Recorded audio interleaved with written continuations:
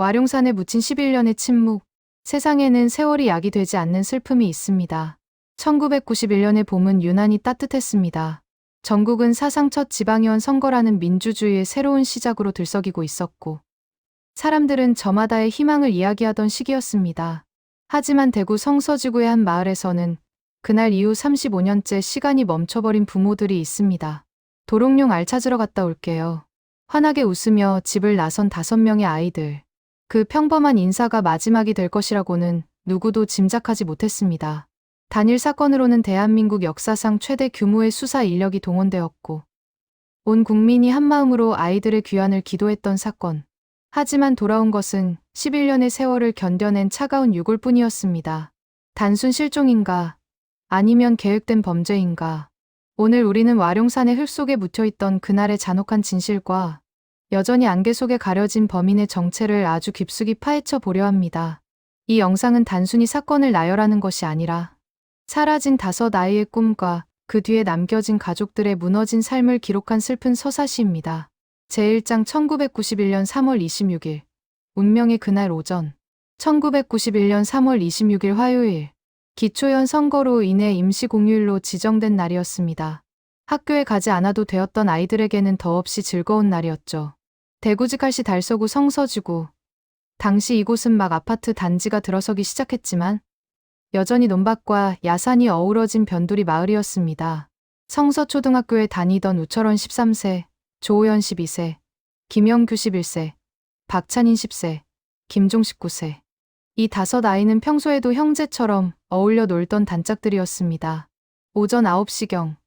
아이들은 호연이네 집 근처에 모였습니다. 누군가 와룡산에 도롱뇽 알 잡으러 가자고 제안했습니다. 아이들은 각자 집에서 깡통과 막대기를 챙겨 와룡산으로 향했습니다. 당시 아이들을 마지막으로 본 목격자들이 있었습니다. 같은 학교 친구였던 한 아이는 와룡산 입구에서 아이들을 봤는데 도롱뇽 알을 찾으러 간다고 했다고 증언했습니다. 또 다른 주민은 산 중턱에서 아이들이 노는 소리를 들었다고 했습니다. 그것이 오전 11시경의 일이었습니다. 그 후로 아이들의 흔적은 어디에서도 발견되지 않았습니다. 제2장 기다림이 절망으로 바뀐 첫날 밤. 점심시간이 지나고 오후가 깊어갔지만 아이들은 돌아오지 않았습니다. 처음 부모들은 애들이 노느라 시간 가는 줄 모르나 보다라고 생각했습니다. 하지만 해가 뉘엿뉘엿 지고 찬바람이 불기 시작하자 부모들의 가슴에는 불길한 예감이 스며들기 시작했습니다. 저녁 8시, 부모들은 더 이상 기다릴 수 없어 와룡산으로 향했습니다. 횃불과 랜턴을 들고 산을 뒤졌습니다. 철원아, 호연아, 부르는 목소리가 골짜기마다 울려 퍼졌습니다. 하지만 돌아오는 것은 공허한 메아리와 산짐승의 울음소리뿐이었습니다. 밤 12시가 다 된 시각, 부모들은 경찰서로 달려갔습니다. 하지만 당시 경찰의 반응은 안일하기 짝이 없었습니다. 아이들이 단체로 가출한 것 아니냐. 어디 친척 집이나 친구 집에 자러 갔을 거다라며 접수조차 미적거렸습니다. 당시에는 유괴나 연쇄 살인에 대한 경각심이 지금처럼 높지 않았던 시대였습니다. 경찰의 이 안일한 첫 대응은 소중한 골든타임을 허비하게 만들었고 결과적으로 사건을 영구 미제로 만드는 결정적인 원인이 되었습니다. 제3장 대한민국을 뒤덮은 개구리 소년 찾기. 실종 소식이 방송과 신문을 통해 알려지자 대한민국 전체가 충격에 휩싸였습니다. 당시 노태우 대통령은 특별 지시를 내려 모든 행정력과 수사력을 동원해 아이들을 찾아내라고 명령했습니다. 단일 사건으로는 유례없는 규모의 수색이 시작되었습니다. 경찰뿐만 아니라 인근 군부대의 육군과 공군 병력까지 투입되었습니다. 연인원 32만 명. 와룡산은 군복과 경찰복을 입은 사람들로 가득 찼습니다. 수색팀은 막대기로 산바닥을 쑤시며 샅샅이 뒤졌고 헬기를 띄워 하늘에서도 감시했습니다. 하지만 그 넓은 산 어디에도 5명이나 되는 아이들의 흔적은 없었습니다. 아이들의 명칭은 본래 도롱뇽 알을 찾으러 간 소년들이었으나 보도 과정에서 기억하기 쉬운 개구리 소년으로 굳어졌습니다. 전국적으로 전례 없는 캠페인이 벌어졌습니다. 초코파이 등 과자 봉지 뒷면, 공중전화 카드, 어린이 잡지 표지, 심지어 담배가베까지 아이들의 사진과 인적사항이 인쇄되었습니다. 아이들을 찾습니다라는 노란 전단지는 당시 대한민국 어디를 가나 볼 수 있는 가장 슬픈 풍경이 되었습니다. 부모들은 생업을 포기했습니다. 낡은 트럭에 아이들의 사진을 붙이고 전국 팔도를 누볐습니다. 제보만 있으면 제주도라도 달려가겠다던 부모들의 눈은 짓물러 갔습니다. 수천 건의 제보가 쏟아졌지만 대부분은 오인이거나 허위였습니다. 시간이 흐를수록 희망은 조금씩 절망으로 변해갔습니다. 제사장, 의혹과 모함, 잔인한 희망 고문. 아이들이 사라진 지 수년이 흐르자 사건은 괴상한 방향으로 흘러가기 시작했습니다. 가장 잔인했던 것은 피해 가족을 향한 근거 없는 의심이었습니다. 1996년 한 심리학 박사가 충격적인 주장을 내놓았습니다. 범인은 내부에 있다. 아이들은 종식이네 집 마당에 묻혀 있다는 내용이었습니다. 이 황당한 가설에 경찰은 동조했습니다. 전 국민이 지켜보는 가운데 굴착기가 동원되어 종식이네 집 안방과 화장실 바닥을 파헤쳤습니다. 아들을 잃고 5년을 눈물로 버틴 부모를 범인으로 몰아세운 것입니다. 결과는 당연히 아무것도 없었습니다. 종식이 아버지는 그 억울함과 슬픔의 화병을 얻었고 아들의 유골조차 확인하지 못한 채 2001년 간암으로 세상을 떠났습니다. 또한 슬픔에 잠긴 부모들을 노린 파렴치한 사기꾼들도 많았습니다. 아이들을 데리고 있으니 돈을 보내라는 협박. 부모들은 그 가짜 희망이라도 붙잡고 싶어 전 재산을 탕진하기도 했습니다. 11년이라는 세월은 그렇게 잔인한 고문과 지독한 슬픔 속에서 흘러갔습니다. 제5장 2002년 9월 11년 만에 드러난 와룡산의 비극. 2002년 9월 26일 기적 같은 혹은 절망 같은 소식이 전해졌습니다. 와룡산 세방골 인근에서 도토리를 줍던 주민이 사람의 뼈로 보이는 물체를 발견한 것입니다. 그곳은 아이들이 마지막으로 목격된 지점에서 불과 2km 떨어진 곳이었으며 과거 군경이 수만 번 수색했던 바로 그 와룡산 중턱이었습니다. 현장으로 달려온 부모들은 오열했습니다. 발견된 운동화와 옷까지는 11년 전 아이들이 입고 나갔던 것들이 맞았습니다. 5명의 아이는 좁은 구덩이 안에 옹기종기 모여있는 듯한 모습으로 발견되었습니다. 그런데 경찰의 초기 대응은 또다시 논란을 불러왔습니다. 현장을 보존하고 정밀하게 발굴해야 할 경찰이 삽과 곡괭이로 땅을 파헤치며 유골을 마구잡이로 수거한 것입니다. 더욱 황당한 것은 감식 결과가 나오기도 전에 추위에 떨다 서로 껴안고 잠든 저체온증에 의한 사고사라고 단정지어 발표한 점입니다. 3월 말의 날씨와 산의 높이를 볼 때 집이 바로 코앞인 아이들이 집단으로 얼어 죽었다는 설명은 누구도 납득할 수 없었습니다. 제6장 두개골에 남겨진 악마의 시그니처.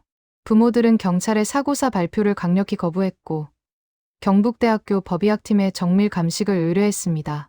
그리고 얼마 후 발표된 법의학 결과는 전 국민을 분노하게 만들었습니다.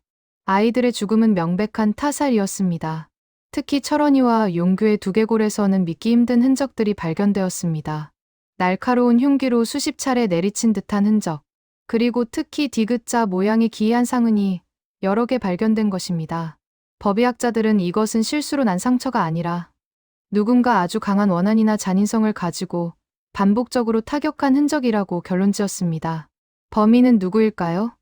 범행 도구는 무엇이었을까요? 수많은 가설이 쏟아졌습니다. 용접용 망치다, 공업용 도구다, 혹은 인근 사격장에서 흘러나온 도비탄을 은폐하기 위해 군 관계자가 살해한 것이다.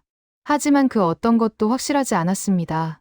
다만 한 가지 분명한 것은 범인은 아이들을 무참히 살해한 뒤 옷소매를 서로 묶어 유골을 덮어두는 기괴한 행동을 했다는 점입니다.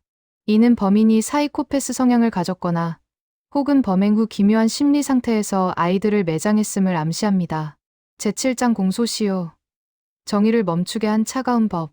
수사는 다시 활기를 띠는 듯했지만 이미 11년이라는 시간이 흐른 뒤였습니다. 목격자도 범인의 흔적도 산의 흙 속에 묻혀 사라진 지 오래였습니다. 결정적인 물증을 찾지 못한 채 시간은 무심하게 흘러갔습니다. 2006년 3월 25일 자정.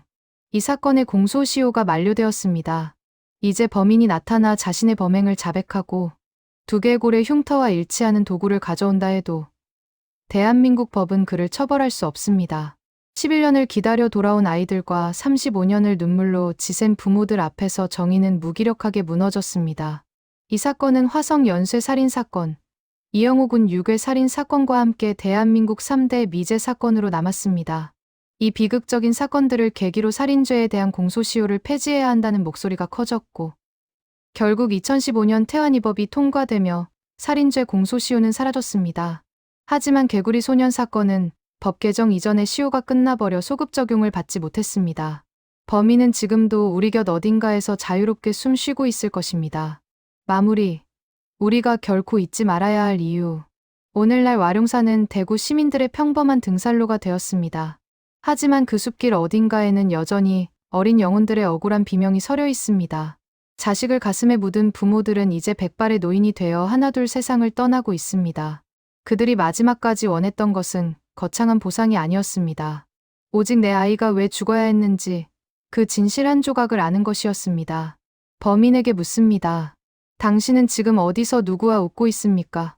당신이 35년 전 그 산에서 앗아간 것은 5명의 어린 생명뿐만 아니라 5가정의 희망과 미래였습니다. 법의 처벌은 피했을지 모르나 당신의 영혼은 평생 그날의 비명에서 자유롭지 못할 것입니다. 우리가 이 사건을 잊지 않고 다시 꺼내어 이야기하는 이유는 명확합니다. 범인에게는 우리가 끝까지 당신을 지켜보고 있다는 압박을 주기 위함이고, 피해 아이들에게는 우리가 너희를 잊지 않고 끝까지 사랑하고 있다는 약속을 지키기 위해서입니다. 진실은 가려질 수 있어도 사라지지는 않습니다. 와룡산의 침묵이 깨지고 범인의 추악한 정체가 드러나는 그날까지 우리는 이 슬픈 기록을 멈추지 않을 것입니다. 철원아, 호연아, 영규야, 찬이나, 종식아. 그곳에서는 무거운 흙 털어내고 아픔 없는 곳에서 마음껏 뛰어놀렴. 우리가 너무 늦게 찾아서 미안하다. 정말 미안하다. 긴 시간 시청해 주셔서 감사합니다.